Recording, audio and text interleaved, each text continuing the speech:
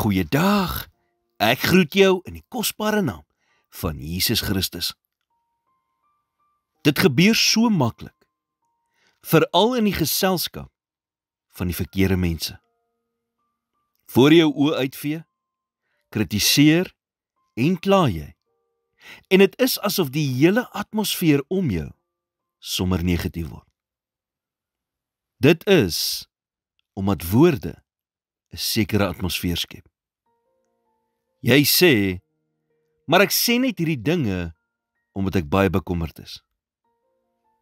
Onthou jy nog wat Filippense 4 vers 6 tot 7 sê? Wees oor niks besorg nie. Maar laat julle begeertes in alles deur gebed en smeking met danksegging bekend word by God. En die vrede van God wat alle verstand te bowe gaan, sal julle harte en julle sinne bewaar in Christus Jesus. Hoor jy wat sê die woord? Jy kry vrede in jou lewe deur danksegging, nie deur te kla nie. Moet nooit toelaat dat jou vlak van dankbaarheid deur jou omstandighede bepaal word nie. Want God is soveel groter as enige omstandighede wat jy ooit in die gesig kan staar. So hoe kan 'n mens die neiging om negatief te wees oorkom en eerder 'n positiewe geloofsgevulde uitkyk ontwikkel? Wel, eerstens, weier om 'n oomblik verder te kritiseer en te kla. Meeste mense is net so gelukkig as wat hulle kies om te wees. Weier om 'n oomblik verder te kla of te kritiseer. Tweedens, begin onmiddellik.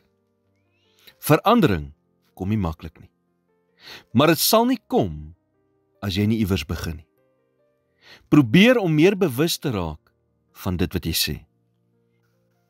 En wanneer jy agterkom dat jou gesprek besig is om in 'n negatiewe rigting te lei, korrigeer jouself en stuur die gesprek terug na dit wat positief is.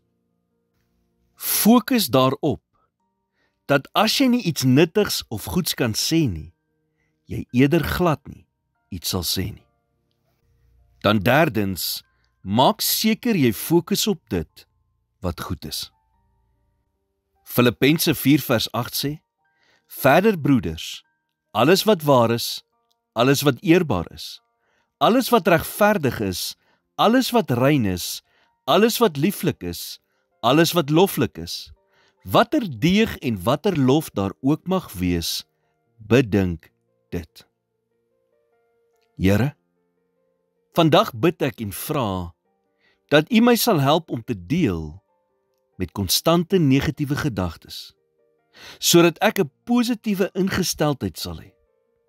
Help my om my gedagtes te rig op alles wat waar is, alles wat edel is, alles wat reg is, alles wat rein is, alles wat mooi is en alles wat prysenswaardig is. In Jesus naam bid ek dit.